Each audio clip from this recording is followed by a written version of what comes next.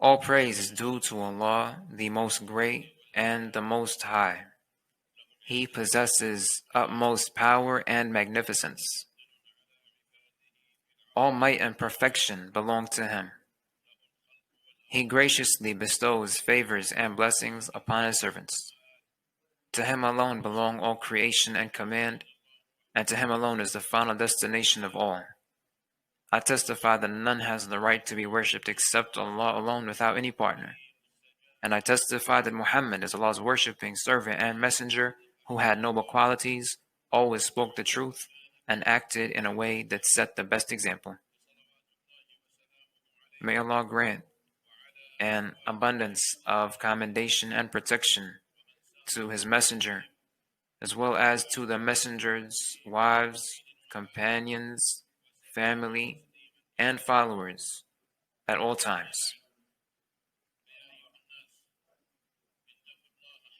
My dear audience, you must observe taqwa of Allah by fulfilling His commands and avoiding His prohibitions. You must also hold on to Islam firmly and avoid disobeying Allah. Avoiding sins and disobedience provide you with a channel by which you can successfully rise to attaining the abode of Jannah. Allah told us, as for the person who feared standing before his Lord and restrained himself from disobedient inclinations, Jannah will surely be his abode. Servants of Allah, there is no community among our ummah whose members lack the desire to enjoy the benefits of financial growth and to have administrative organization that facilitates progress, diligence, and success. Finances are an essential of life, and sound administration is a foundation for having things in proper order. When financial integrity is combined with honest administration, the two of them together serve to eliminate corruption in both economic and managerial realms. They also keep communities balanced, enable them to maintain an atmosphere of trust, and allow for the good of the community as a whole to be given priority over individual interests. When we contemplate the teachings of Islam, we find that they assist people in matters pertaining to both this world and the hereafter. And we find that they set right the relationship that is to exist between an individual and his Lord, as well as between an individual and the community around him. It is necessary for those relationships to exist, and all orderliness in them is praiseworthy, while all disorder in them is blameworthy. The relationship between a person and his Lord, Allah, is one in which the Lord is pardoning. However, the relationship between people in this world is one of demanding that rights be fulfilled or restored, which produces disputes. And in order to counter such situations, Islam's directives teach us to avoid corruption in both administration and finances. If those two realms become corrupted in any community, its foundation becomes unstable, its fabric becomes torn, and it ends up afflicted by confusion and inability, which would be plain for all to see. No discerning individual would ever doubt that financial and administrative corruption act like a plague upon a community's economy and management, and like a cancer upon people's trustworthiness and conscience. Those forms of corruption wipe out people's abilities, accomplishments, and rights. Communities with a good level of awareness seek to achieve progress by harnessing all of their abilities and resources, and beneficial productivity for such communities is proportional to the extent of their honesty in administration and integrity in finances. Honesty and integrity are indisputable virtues, and they consist of a combination of dignity, fairness, contentment, and a lack of greed. Those factors together foster integrity and trust on the individual and collective levels.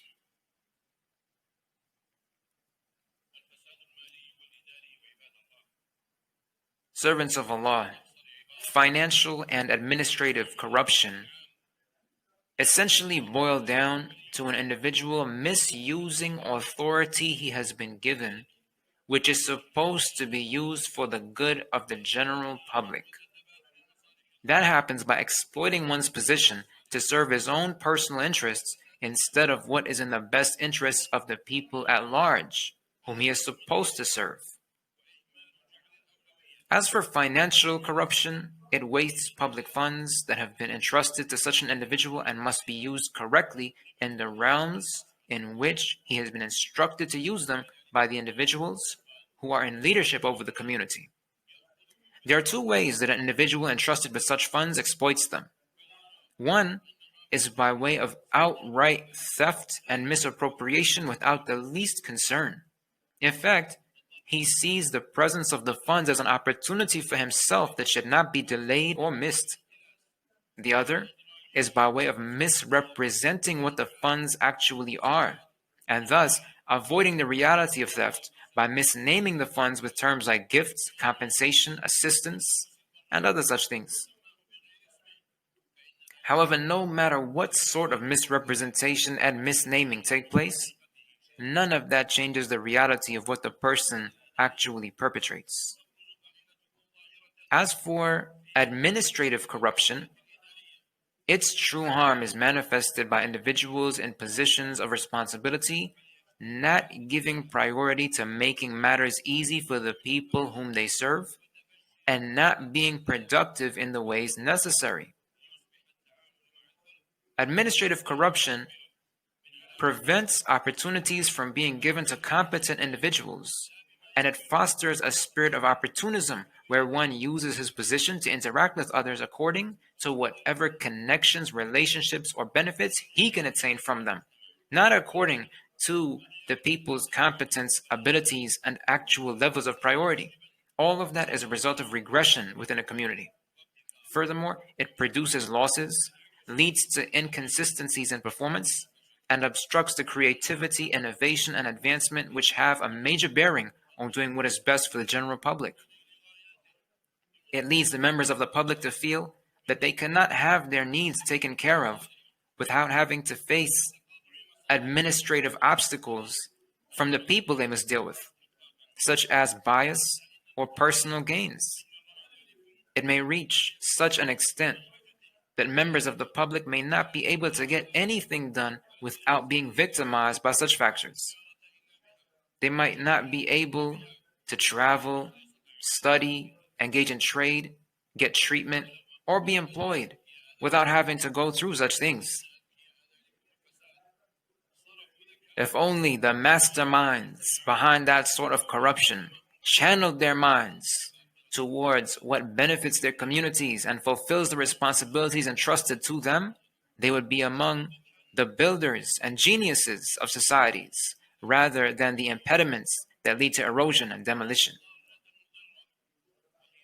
Hearts that harbor the aforementioned harmful understandings are certainly in a miserable state. The foregoing detrimental traits are among the greatest forms of disloyalty towards Allah and towards governmental leaders and authority who entrusted individuals like the ones mentioned with responsibilities towards public finances and administration. That is because financial corruption does away with public funds, and administrative corruption does away with holding a rank of trust among the public. Allah does not love such corruption. May Allah grant all of you His protection. You must further realize that what preceded leads us to understand that corruption, fasad in Arabic, describes a state where things are in disorder. And that is the opposite of having matters in correct order, which is called salah in Arabic. Corruption is a fire that consumes growth and progress. Thus, it leaves the economies and administrations of societies like burnt ruins to be scattered about by the winds of shamelessness, absence of sound principles, and lack of inhibition when it comes to wrong things that Islam's teachings prohibit.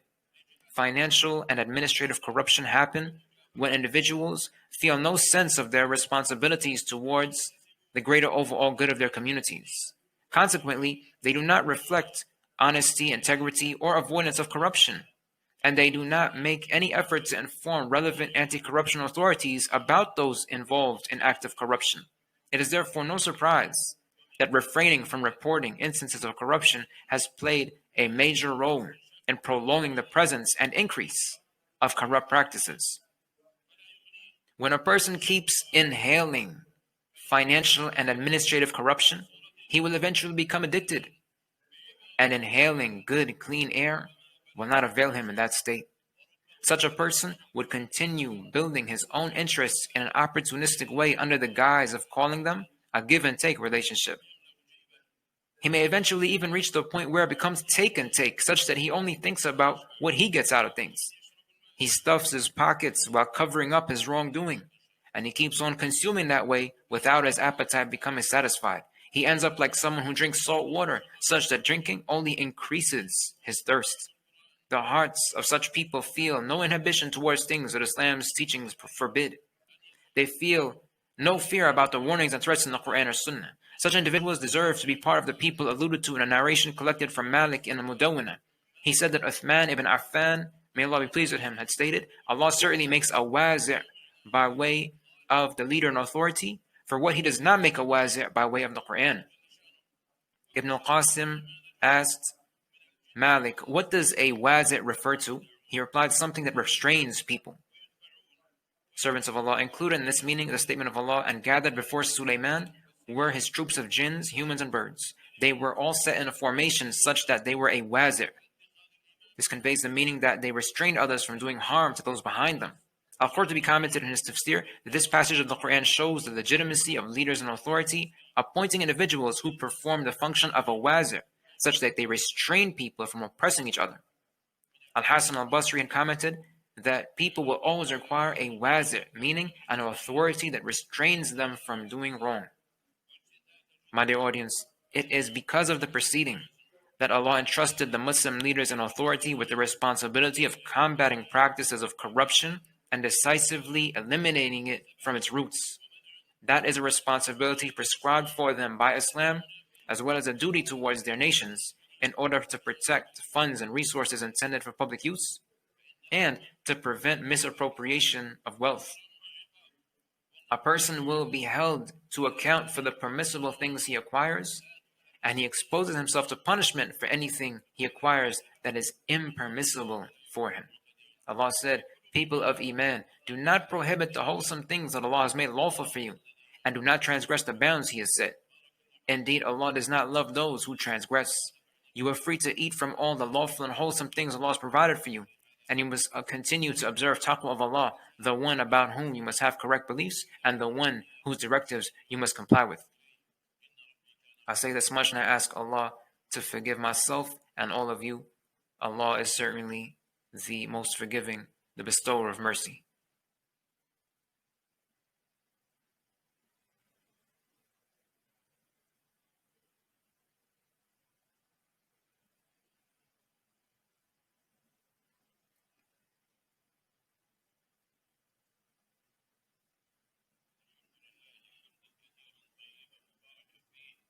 Allah deserves praise that is abundant, sincere, and filled with goodness. That is what our Lord loves and is pleased with. I also implore Him to grant commendation and protection to His chosen worshipping servant and messenger. The role of financial and administrative integrity for any community are like the role of two wings for any bird. A straight course cannot be followed without the two of them being present. And whenever one or both wings is absent, falling is inevitable and further flying cannot happen. There is no contention about the fact that when such a lapse happens in any community, it will be unable to rise, and no effect of its competence to bring about the greater overall good would be noticeable. That would result in the community being afflicted with neediness, regression, and opportunism. Ignited in its midst would be fires of malice, hatred, and rancor. All of this is why it is imperative for anyone entrusted with financial and administrative duties to never forget the serious balance and boundary there needs to be between his own wants versus fulfilling his responsibility correctly. To not blur that boundary and then confuse matters for himself, and to realize that his own accountability does not leave any room to accommodate blameworthy individual motives. Financial corruption applies to something given, the person who gives the thing, and the person who may intermediate between those two parties. Financial corruption applies to someone giving something, someone receiving something, and a person who may intermediate between those two parties. For this reason, a hadith mentions that the people involved in any way are expelled from Allah's mercy. And this implies that the act perpetrated is a major sin according to the majority of scholars. Allah's Messenger, may Allah grant commendation and protection, stated that Allah has expelled from His mercy the one who gives a bribe and the one who receives it. Another narration contains the addition, anyone who intermediates between the two of them.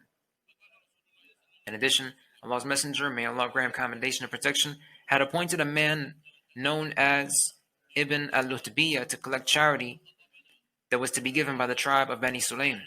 When he returned, account was taken of what he collected. So he said, "This portion is what must be given to you, and this other portion is a gift I received." Allah's Messenger then said, "Could you not have stayed back in the home of your father and mother and then seen what gift you received, if you were actually telling the truth?" The Messenger, sallallahu alaihi wasallam, may Allah grant commendation and protection, then addressed the people in a sermon in which he praised Allah, glorified Him, and then said, "As for what follows, I appoint a man among you for an official task as part of the duty entrusted to me by Allah. But the man then returns and tells me, 'This portion is what must be given to you, and this other portion is a gift I received.' Could he not have stayed back in the home of his father and mother and then seen what gift he received? I swear by Allah that anyone among you who takes something without right will certainly meet Allah while carrying it on the day of resurrection. And I will then certainly recognize any one of you who meets Allah while carrying a grunting camel, mooing cow, or bleating sheep." He then raised his hand until the whiteness of his underarm could be seen, and he said, "O Allah, have I conveyed?" The companion who narrated the hadith added, "I witnessed that with my own eyes and heard it with my own ears." Furthermore, Abu Humayd as-Sa'idi narrated that Allah's Messenger, may Allah grant him commendation and protection, said, "Gifts accepted by those appointed for official duties are considered unlawfully taken wealth." Moreover, Allah Himself stated, "No prophet would ever betray by taking any portion from spoils of war beyond what Allah permitted him to take. Anyone who commits that act of betrayal will be exposed on the day of resurrection by coming forth while carrying what he unlawfully took." In conclusion, keep in mind the instruction Allah gave us when He said, "People of Iman, invoke Allah to grant the Prophet commendation and to grant him protection as well. O Allah, grant your Messenger commendation and protection. O Allah, be pleased with his four rightly guided successors, Abu Bakr, Umar, Uthman, and Ali. O Allah, be pleased with all of your Messenger's companions, and we implore you to be pleased with us along with them. O Allah, grant strength to Islam and those who submit to you in Islam. O Allah, grant your support to your book, the Sunnah of your Prophet, and your obedient worshipping servants in all places. O Allah, we implore you to relieve the suffering of those who are afflicted and to settle the debts of those who are in debt. O Allah, we beseech you to grant our souls taqwa, and we beseech you to purify our souls. You are our guardian Lord and the best who can purify us. O Allah, we implore you to grant us safety in our lands and make our leaders and authorities righteous individuals. O Allah, direct our leader to all that you love and are pleased with. Guide him to say and do all that you love. O Allah, we call upon you, the owner of all favor and bounty. O Allah, guide our leader and his deputy to all that would lead to good for your servants and their lands. O Allah, none has the right to be worshipped except you. You have no needs, whereas we are always in constant need of you. O Allah, we implore you to send rain for us and to not make us end up among those who end up in despair. O Allah, we implore you to not deprive us of the good that lies with you because of the wrong that we do. O Allah, you are the one who hears our supplication, and you are the Lord of all creation. Our Lord, grant us good in this world, grant us good in the hereafter, and protect us from the torment of the hellfire. Servants of Allah, remain grateful to Allah, and remember that Allah always has complete knowledge of everything that you do.